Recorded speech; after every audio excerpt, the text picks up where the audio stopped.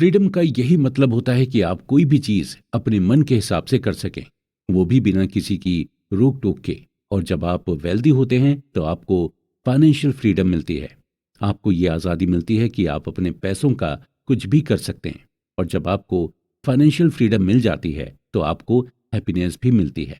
देखा जाए तो लोग फाइनेंशियल फ्रीडम को इसलिए चुनते हैं ताकि वो अपनी लाइफ में खुश रह सकें। ऑथर कहते हैं कि हैप्पीनेस एक कॉम्प्लिकेटेड सब्जेक्ट और हर इंसान के लिए हैप्पीनेस की डेफिनेशन अलग अलग होती है। एक छोटे बच्चे को भी देखकर हमें खुशी मिल जाती है और अपने चहेते फिल्म स्टार को लाइव देखकर भी हमें खुशी मिल जाती है। लेकिन अगर हम हैप्पीनेस की कॉमन डेनोमिनेटर की बात करें तो हैप्पीनेस हमें तभी मिलती है जब हमारी लाइफ हमारे ही कंट्रोल में होती है। अपनी लाइफ में हम जब भी कर रहे होते हैं उसका कंट्रोल जब हमारे हाथ में होता है तो हमें बहुत खुशी महसूस होती है। आप कितना भी ज्यादा पैसे क्यों ना कमा लें, लेकिन अगर आपकी लाइफ आपके अपने कंट्रोल में नहीं है तो आप खुश नहीं हो सकते। वहीं अगर आप कुछ भी ना कमा रहे हों, लेकिन अगर आपकी लाइफ आपके कंट्रोल में है तो आप डेफिनेटली खुश हैं। ऑथर कहते हैं कि अक्सर लोग यही चाहते हैं कि उनकी लाइफ कंट्रोल में रहे, और जब कोई उनसे किसी काम को करने के लिए कहता है तो उन्हें यही लगता है कि उन्हें डिस एम्पावर्ड किया जा रहा है या डोमिनेट किया जा रहा है।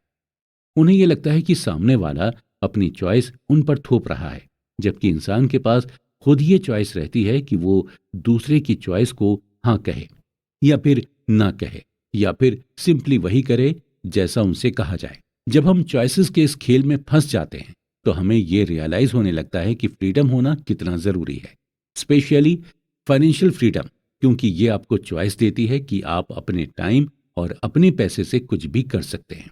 सक्सेसफुल एंटरप्रेन्योर डेरेक साइवर्स से जब उनके एक फ्रेंड ने यह पूछा कि वो इतने रिच कैसे हुए, तो इसके जवाब में वो अपनी कहानी सुनाते हुए कहते हैं कि अपना स्टार्टअप शुरू करने से पहले वो जॉब करते थे और उस जॉब में उन्हें $1800 की सैलरी मिलती थी और वो हर महीने अपनी सैलरी में से कुछ न कुछ सेव करते थे।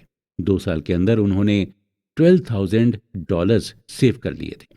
जॉब करने के दौरान उनकी एज 22 साल थी, यानी 22 साल की एज में उन्होंने $12,000 सेव कर लिए थे।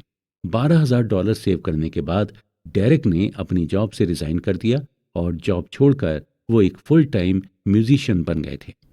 डेरेक को हर महीने म्यूजिक का कोई ना कोई असाइनमेंट मिलने लगा था और असाइनमेंट से मिलने वाले पैसे से वो अपना खर्च चलाते थे। ओवरऑल डेरेक को अब पूरी तरह से फ्रीडम मिल गई थी। उनको किसी चीज की कोई रोक टोक नहीं थी और वो अब ऐसे काम से पैसा कमा रहे थे जिसे करके उन्हें बेहद खुशी मिलती थी। डेरेक के दोस्त ने आगे की कहानी पूछी कि फाइनली डेरेक तुम अमीर कब बने।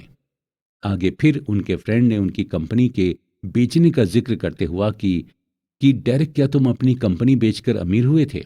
इसका जवाब डेरेक ने बड़ी खूबसूरती से देते हुए कहा था कि कंपनी बेचना तो सिर्फ पैसों का ट्रांजैक्शन था, असल में अमीर वो 22 साल की उम्र में बन गए थे जब वो फुल टाइम म्यूजिशियन बन गए थे। यानी कि हम अमीर असल में तब होते हैं जब हम वो काम करते हैं जिसे करने में हमें मजा आता है और उस काम को करने में हमें पैसे भी मिलते रहते हैं।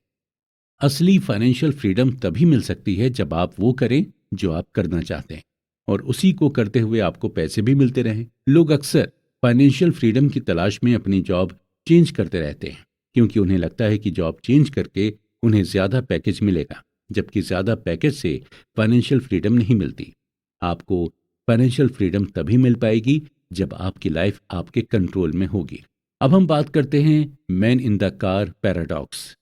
जब आप किसी को महंगी कार चलाते हुए देखते हैं तो आप ये नहीं सोचते कि कार चलाने वाला इंसान कितना रिच होगा या उसने इस कार को खरीदने के लिए कितनी मेहनत की होगी, बल्कि आप यही सोचते हैं कि काश ऐसी ही महंगी कार हमारे पास भी होती। और ये एक पैराडॉक्स होता है। अक्सर लोग इसलिए वेल्दी होना चाहते हैं ताकि उन्हें लोग एडमायर कर सकें, लोग उन्हें पसंद करें। और ऐसे लोग इसलिए महंगे कपड़े, महंगी कार, महंगी घड़ियां खरीदते हैं ताकि वो दूसरों को इम्प्रेस कर सकें, दूसरे उन्हें एडमायर करें। बल्कि रियलिटी में दूसरे उनसे इम्प्रेस या एडमायर नहीं होते। उनके महंगे कपड़े, महंगी घड़ियां और महंगी कार देखकर दूसरे लोग अपने लिए एक बेंचमार्क तय कर लेते हैं कि उन्हें भी ऐसी ही घड़ी लेनी है, ऐसी ही महंगी कार लेनी है और ऐसे ही महंगे महंगे कपड़े पहनने हैं। और उनके अंदर भी सेम डिजायर होती है कि उनसे भी लोग इम्प्रेस हों और लोग उन्हें भी एडमायर करें।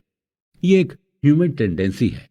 इंसान हमेशा से चाहता है कि लोग उसे पसंद करें, उसे एडमायर करें, उसे ही लोग अपना रोल मॉडल माने। और इसके लिए ज्यादातर लोग पैसे का सहारा लेते हैं या फिर महंगी चीजों को फ्लॉन्ट करके दूसरों का दिल जीतने की कोशिश करते हैं। लेकिन उन्हें भी ये मालूम होता है कि दूसरे भी यही चाहते हैं। वो आपसे और आपकी चीजों से इम्प्रेस नहीं होते हैं, बल्कि उनकी खुद की पर्सनल डिजायर उन्हें आपसे बात करने के लिए मजबूर करती है। लोगों को पैसे से इम्प्रेस करने से बेहतर है आप उन्हें अपनी ह्यूमिलिटी, काइंडनेस और एम्पैथी से इम्प्रेस करें, क्योंकि इन चीज़ों से बनाया गया इंप्रेशन लॉन्ग लास्टिंग होता है। आप कितने भी गरीब या अमीर हो जाएं, लेकिन अपने नेचर से आप लोगों को अपनी ओर खींच सकते हैं।